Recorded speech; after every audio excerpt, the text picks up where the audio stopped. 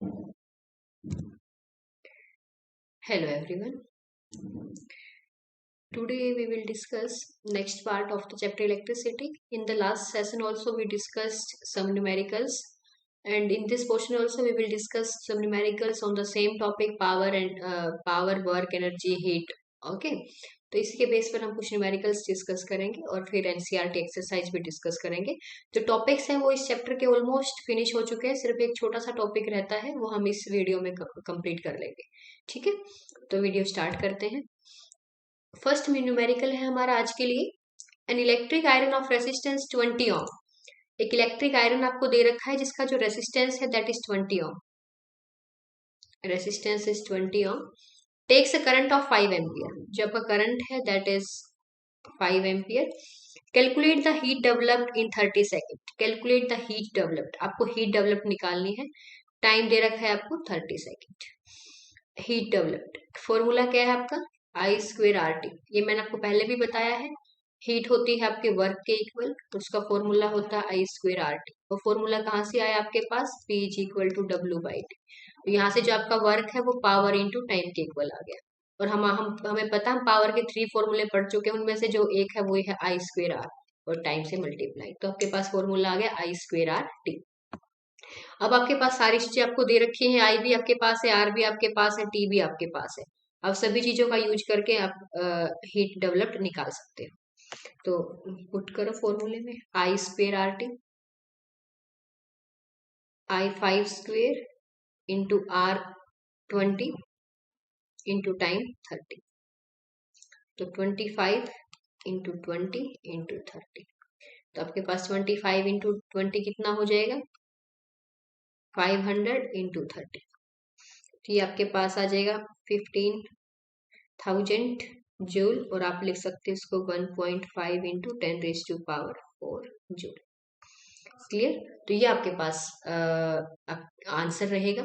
Simple फॉर्मूले हमें use करने हैं सिर्फ, तभी तो मैंने कहा ना, अगर आपको थ्योरेटिकल आपको अच्छे से समझ में आ गया है, थियरी पार्ट आपको अच्छे से समझ में आ गया है, तो आपको कोई भी प्रॉब्लम नहीं रहेगी न्यूमेरिकल्स में। जस्ट आपको उसका यूज आना चाहिए कि यहाँ पर क्या क्या गिवन है और किस फॉर्मूले का हम यूज कर सकते हैं।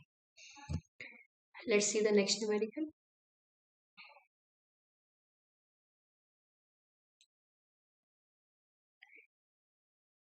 An electric refrigerator rated 400 watt operates 8 hour per day. What is the cost of the energy to operate it for 30 days at the rate 3 per kilowatt hour. देखो 400 वॉट, मैं कुछ भी नहीं देख रही, मुझे सब पता चल जाता है यूनिट से ही। तो आप भी इसी चीज की आदत डालो, वॉट आप देख के आपको पता होना चाहिए क्या दे रखी है। इसका मतलब ये आपकी पावर है 400 watt. 8 hour per day, time 8 hour per day. ठीक है, कितने डे हैं आपके पास, 30 डे है, तो टोटल टाइम कितना हो गया, टोटल टाइम, टोटल टी, ठीक है, टाइम, टोटल टाइम 8 इंटू 30, 240।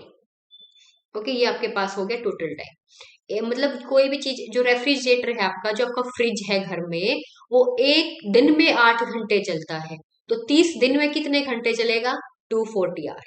तो टाइम आ गया आपका टोटल 240 आवर्स आ गए आपके। और आपके पास पावर भी है, तो आपको निकालनी क्या है, what is the cost of the energy. क्या होती है एनर्जी, पावर क्या होती है, एनर्जी बाय टाइम। तो एनर्जी क्या आ जाएगी यहाँ से, पावर इनटू टाइम।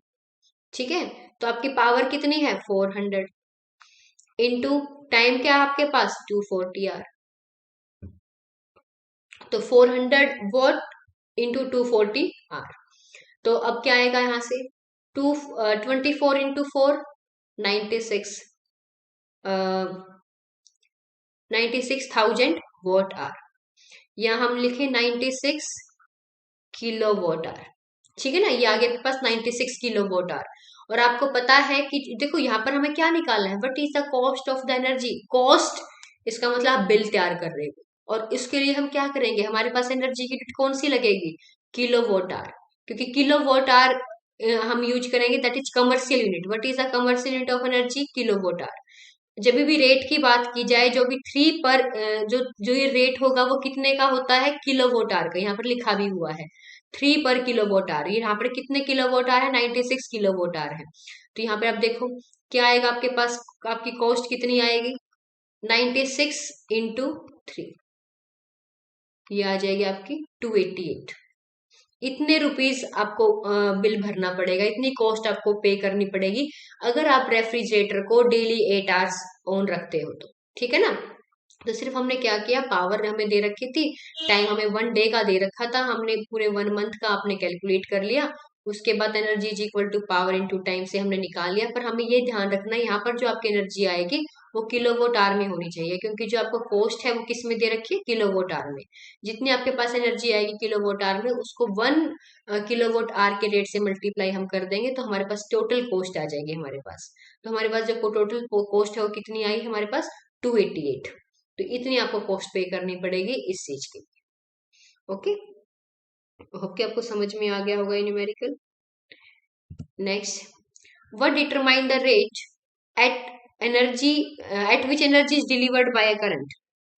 क्या चीज डिटरमिन करती है energy is delivered by a current.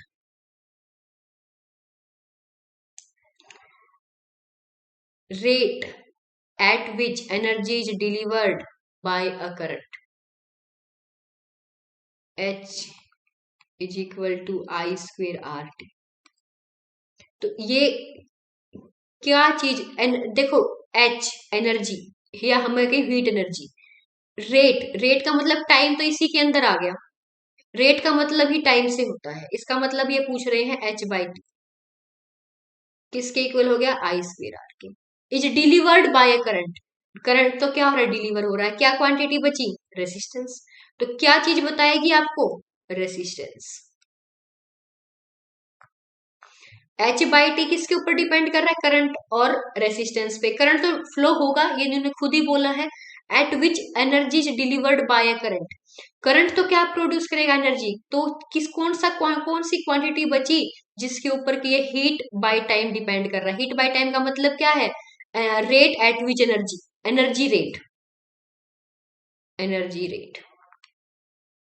जैसे हम V/T को वेलोसिटी रेट बोलते हैं ना, वेलोसिटी रेट, ठीक है ना। ऐसे ही क्या है, H/T या E/T क्या हो जाएगा, एनर्जी रेट, कि किस रेट से एनर्जी डिलीवर हो रही है। मतलब जैसे 80 जूल पर मिनट, 80 जूल पर आवर, ठीक है ना। ऐसे एनर्जी पर rate, that is equal to I square R. तो आई करंट डिलीवर हो रहा है तो किस पे डिपेंड किया बच्चों, आर पे, रेसिस्टेंस पे। होप आपको समझ में आ गया होगा, तो इसका आंसर रहेगा आपका resistance. Next, an electric motor takes 5 ampere from a 220 volt line, determine the power of the motor and the energy consumed in 2 hour. बताओ, पावर एंड एनर्जी आपको निकालनी है इस केस में, कैसे निकालेंगे। आपके पास क्या क्या दे रखा है, आपके पास करंट 5 एम्पियर, यहाँ पर मैं आप सॉल्व कर रही हूँ, current is equal to 5 ampere, potential is 220 volt. Determine the power, what is the formula for power. अगर आपको वी और आई दे रखा है तो पावर का फॉर्मूला क्या आएगा आपका, V इंटू आई, सिंपल। तो 220 इंटू 5, तो क्या आ जाएगा यहाँ पर, 1100 वॉट। ये आ गया आपके पास power. Power of the motor and the energy consumed in 2 hour, energy. अब आपको एनर्जी निकालनी है, तो मैं आपको बार बार बता चुकी एनर्जी क्या होती है, पावर इंटू टाइम। तो पावर आपने निकाल ली है 1100 वॉट, इंटू टाइम, टाइम कितना आपके पास 2 आवर, 2 आवर में कितनी सेकेंड्स होंगी, 7200 सेकेंड, ठीक है। तो निकालो यहाँ से, 7200 सेकेंड से मल्टीप्लाई कर देंगे हम जस्ट, तो कितना आ जाएगा आपके पास,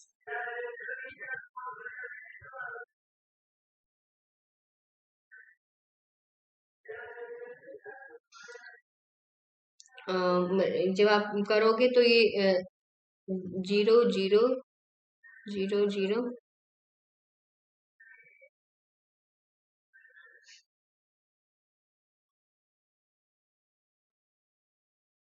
और 1179, नहीं, हाँ 79, ये आ जाएगा आपके पास। ये आप इसको लिख सकते हो इन 10 to 10 की फॉर्म में भी लिख सकते हो। तो आपके पास ये एनर्जी आ जाएगी, इतने जूल की एनर्जी आ जाएगी आपके पास जब आप इसको मल्टीप्लाई करोगे। तो सिंपल, आपको एनर्जी निकाली तो पावर इंटू टाइम कर दो, पावर आप यहाँ से निकाल चुके हो, ठीक है ना। 220 वोल्ट है और 5 एम्पियर से जो आपने इसको मल्टीप्लाई किया तो आपके पास आ गई 1100 वॉट। ओके, तो ये आपका आंसर रहेगा इन दोनों क्वेश्चंस का। नेक्स्ट, हाँ ये एक लास्ट टॉपिक था, the heating effect of electric current, कि क्या क्या होते हैं आपके heating effect of electric current, की इलेक्ट्रिक करंट का जो हीटिंग इफेक्ट है वो किस किस अप्लायंस में यूज होता है। तो बहुत सारे होते हैं, जैसे housing wiring is made of copper wire and is designed to let electric current flow through it easily, it is said to have a low resistance. मैंने आपको पहले भी बताया था ना, जब हमने इलेक्ट्रिक हीटर वाला केस किया था, इलेक्ट्रिक हीटर वाले केस में मैंने बताया था जो कॉर्ड है वो मेटल की बनी होती है, उसका रेसिस्टेंस क्या होता है, लो, इसीलिए वहां पर हीट प्रोड्यूस नहीं होती, इसलिए वो ग्लो भी नहीं करता। तो जो आपकी घरों में इलेक्ट्रिक जो वायर होती हैं वो किसकी बनी होती हैं, मेटल की बनी होती हैं, मेटल की बनी है, तो मेटल क्या है, लो रेसिस्टेंस है, इसीलिए वो हीट प्रोड्यूस नहीं करती। ठीक है ना, और इसीलिए जो उनका जो आप उसको रैप करते हो इंसुलेटर से, प्लास्टिक से, ठीक है ना, जो इंसुलेटर आपने लगाया है वो भी बर्न नहीं होता, क्यों, क्योंकि वो हीट प्रोड्यूस नहीं कर रही। करती हैं, बिल्कुल ऐसा नहीं है कि जीरो रेसिस्टेंस है, हीट प्रोड्यूस करती हैं, but that is very negligible. ठीक है, उसका कोई भी ऐसा इफेक्ट नहीं होता। नेक्स्ट में बताया गया है the parts of some devices such as the heating element of the kettle. मैंने बताया हीटिंग एलिमेंट ऑफ, हमने बात की थी इलेक्ट्रिक हीटर की, यहाँ पर केटल्स की दे रखी है, टोस्टर की दे रखी है, वो क्या है, high resistance.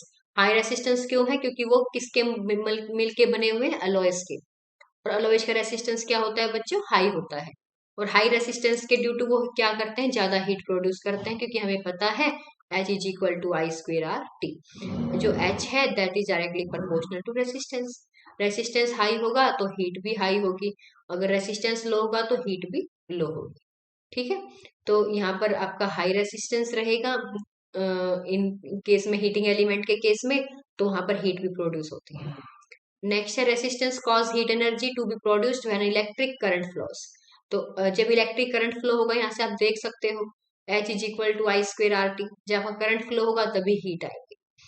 The greater the resistance and current the hotter the heating element में become, yes, H is directly proportional to R, और ऐसे ही H directly proportional to I square, तो जो और H directly proportional to T। ठीक है ना, तो तीनों के डायरेक्टली प्रोपोर्शनल है। कोई भी चीज बढ़ेगी, या रेसिस्टेंस बढ़ेगा, या करंट बढ़ेगा, या टाइम बढ़ेगा, तीनों के केस में हीट इंक्रीज होगा। Clear my point. तो फॉर्मूले से आप बहुत सारी चीजों को एक्सप्लेन कर पाओगे, तो एक यही छोटा सा टॉपिक था जो हमने डिस्कस नहीं किया था अब तक, वो हमने अब डिस्कस कर लिया है। ठीक है, तो आपका जो ये चैप्टर है वो कंप्लीट हो गया है।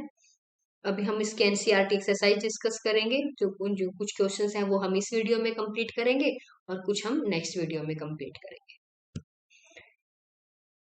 A piece of wire of resistance R is cut into 5 equal parts. These parts are then connected in parallel. If the equivalent resistance of this combination is R dash, then the ratio R by R dash is, देखो एक wire है, ये wire है, इसका total resistance है बच्चों R। अब हमने इस वायर को ऐसे ऐसे 5 पार्ट्स में डिवाइड कर,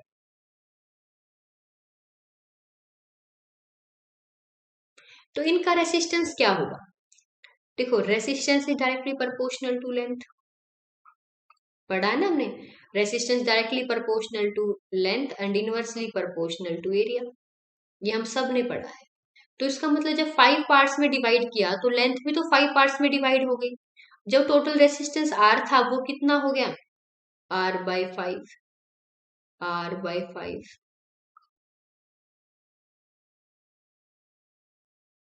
ठीक है ना, अगर जैसे ही आप इसको दोबारा से कनेक्ट कर दोगे ऐसे सिंपल सीरीज में, तो दोबारा से आर आ जाएगा, आप चेक करके देख लो इसको। ठीक है, दोबारा से आर आ जाएगा सेम रेसिस्टेंस। तो जैसे आपने इसको डिवाइड किया तो सबका क्या हो गया, आर बाई 5 हो गया, क्योंकि 5 इक्वल पार्ट्स में आपने इसको डिवाइड कर दिया, ये लिखा हुआ कट इनटू 5 इक्वल पार्ट्स। और इक्वल पार्ट्स का मतलब अगर यहाँ पे इसकी लेंथ 5 सेंटीमीटर थी तो अब कितनी होगी, 1 सेंटीमीटर, तो मतलब 1/5 लेंथ होगी। पहले लेंथ अगर एल थी तो अब कितनी होगी, L/5 होगी।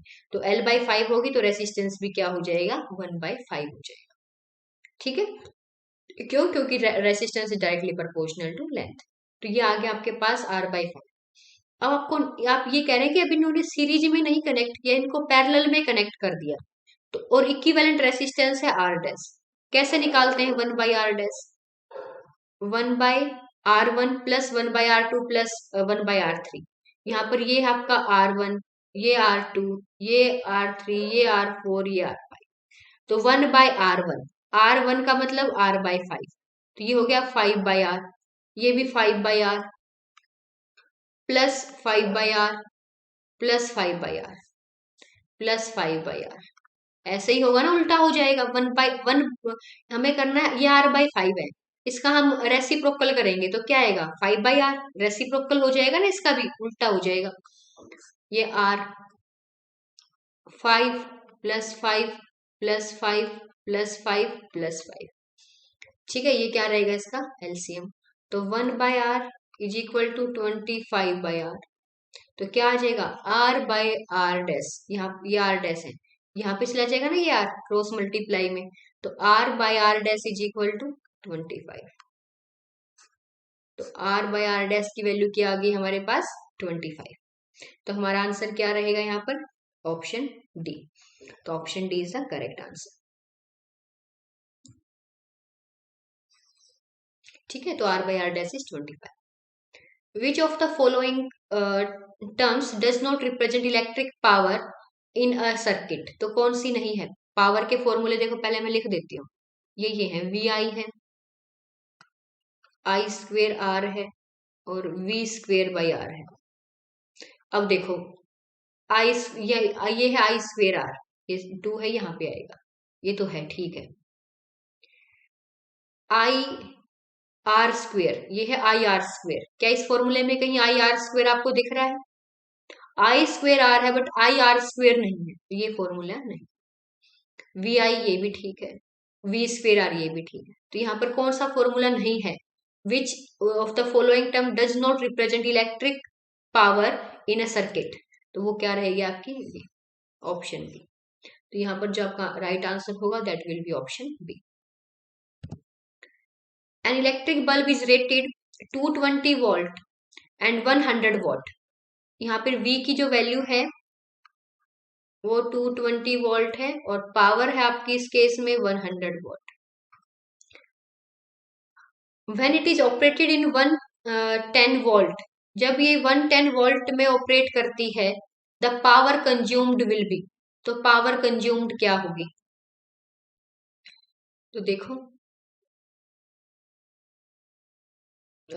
ये कहा कि अब अगर हम 110 वोल्ट ले लें तो पावर निकालो क्या होगी।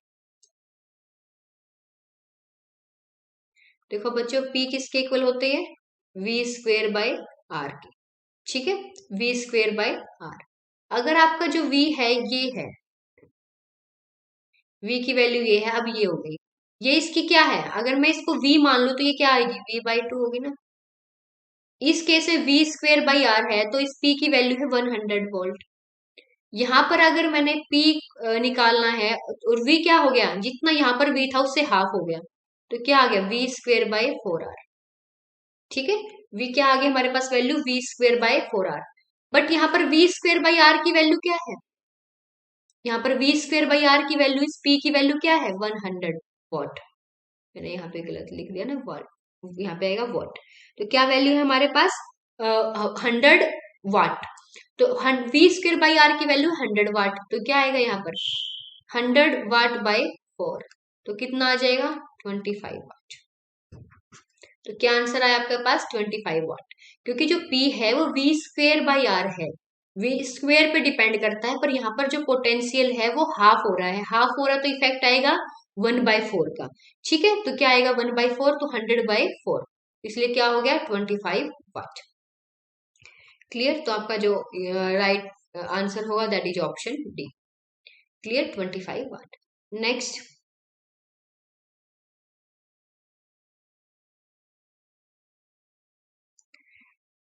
To conducting wires of the same material, जो कंडक्टिंग वायर्स है वो सेम मटेरियल की हैं, and of equal length, same material का मतलब है जो उनकी रेसिस्टिविटी होगी वो सेम होगी, and of equal length, length भी सेम है, and equal diameters are first connected in series, पहले उनको सीरीज में कनेक्ट किया जाता है, and then parallel in a circuit across the same potential difference, ठीक है, पोटेंशियल डिफरेंस भी क्या है सेम है। The ratio of heat produced in series and parallel combination would be. तो आपका जो हीट प्रोड्यूस्ड है सीरीज में और पैरेलल में वो क्या रहेगा, ऐसा पूछा गया है। देखो क्या रहेगा आपका, टू कंडक्टिंग वायर्स दे रखी हैं जिनका मटेरियल सेम है और इक्वल लेंथ की है, इक्वल डायमीटर है, are first connected in series, पहले इनको सीरीज में कनेक्ट कर दिया गया है and then connected in parallel across the same potential difference, the ratio of heat produced in series and parallel combination would be।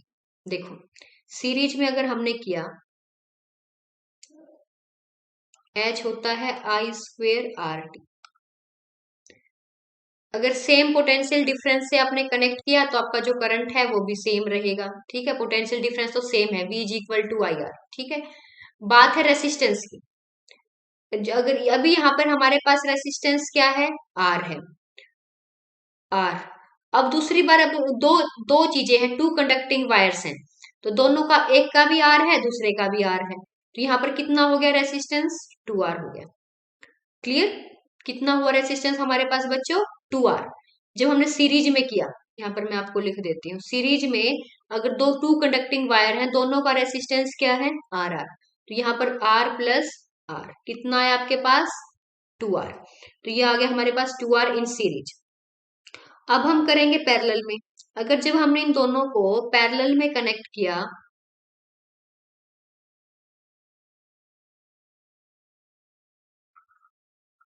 Parallel में किया तो कितना आएगा, 1/R plus 1/R, 2/R, 2/R की जगह कितना आएगा, ये R/2 आएगा, क्योंकि ये किसके इक्वल है, ये 1/R डैश के इक्वल है, पर हमें कितना चाहिए, R डैश चाहिए, तो R डैश आएगा आपके पास R/2 आएगा। ठीक है, समझ में आया आपको, ये R/2 आ जाएगा। अब आपको क्या करना है, हमने कर लिया सीरीज और पैरेलल में हमने रेसिस्टेंस निकाल लिया। अब देखो करंट, यहाँ पर करंट कितना आएगा, इस केस में करंट V होता है IR के इक्वल, ठीक है, वही V is equal to I, potential आपका सेम है, I is equal to V/R, यहाँ पे तो आपको दिख ही नहीं रहा होगा, ये पोर्शन तो आपको दिखेगा ही नहीं। चलो, ये जो न्यूमेरिकल है वो काफी बड़ा है, मेरे को ध्यान नहीं रहा, तो मैं इसको नेक्स्ट वीडियो में आपको दोबारा से एक फुल स्लाइड के ऊपर आपको सॉल्व करवाऊंगी, ठीक है। यहाँ पे आपको दिखेगा नहीं, यहाँ पे इस साइड वाला, तो यहाँ पे स्पेस नहीं है, तो कंप्लीट हम नेक्स्ट वीडियो में इस न्यूमेरिकल्स को दोबारा से डिस्कस करेंगे कंप्लीट स्लाइड के ऊपर, ठीक है। मुझे ध्यान नहीं रहा कि बड़ा होगा, तो यहाँ पे सॉल्यूशन के लिए इसकी जगह नहीं है, sorry for this inconvenience, next video में मैं इसको सॉल्व करवाती हूँ। Next, how is a voltmeter connected in the circuit to measure the potential difference between two points? याद करो बच्चों, जब हमने ये टॉपिक डिस्कस किया था तब मैंने आपको बताया था वोल्ट मीटर के बारे में भी और एमीटर के बारे में, वोल्ट मीटर एंड एमीटर दोनों के बारे में मैंने आपको बताया था। जो वोल्ट मीटर है वो हमेशा पैरेलल में कनेक्ट किया जाता है और जो आपका एमीटर है वो हमेशा सीरीज में कनेक्ट किया जाता है, ठीक है। वोल्ट मीटर पैरेलल में और एमीटर सीरीज में। तो जब भी हम कोई पोटेंशियल डिफरेंस मेजर करते हैं, जिसका भी करना होता है उसके पैरेलल में वोल्ट मीटर को कनेक्ट करते हैं, और जिसका भी करंट मेजर करना होता है उसके सीरीज में हम एमीटर को एमीटर लगा देते हैं, ठीक है। यहाँ पर क्या आएगा, how is volt meter connected, that is parallel में कनेक्ट किया जाता है। अब नेक्स्ट है आपका, एक कॉपर वायर आपको गिवन है, कॉपर वायर हैज डायमीटर दे रखा है, या लिखो diameter 0.5 mm and resistivity, diameter ये है तो आपको अगर इसका रेडियस चाहिए तो क्या आएगा, 0.25 mm, ठीक है। आपको मिलीमीटर में दे रखा है, अगर आपको मीटर में चाहिए तो आ जाएगा 0.25 इंटू 10⁻³ मीटर। नेक्स्ट आपको रेसिस्टिविटी दे रखी है, resistivity is 1.6 into 10⁻⁻8 ohm metre. What will be the length of this wire to make its resistance? Length आपको निकालनी है। रेसिस्टेंस आपको दे रखा है 10 ओम, ठीक है। How much does the resistance change if the diameter is double? ये कह रहे हैं कि कितना रेसिस्टेंस चेंज होगा जब डायमीटर डबल हो जाएगा। अब फॉर्मूला यूज करो, क्या है आपके पास formula, R is equal to rho L by A नहीं दे रखा तो क्या होगा, एल बाय ए की जगह हम यूज करेंगे पाई आर स्क्वायर, क्योंकि जो आपकी वायर का एरिया होता है that is pi R square. हमें निकालनी क्या है, पहले हम क्या निकालेंगे, लेंथ। तो क्योंकि हमें लेंथ पता करनी, पहले वट पूछा ना, what will be the length, what will be the length of this wire, तो लेंथ निकालो। क्या होगी लेंथ, यहाँ पे क्या फॉर्मूला बन जाएगा लेंथ का, R into pi R square, pi R square by row.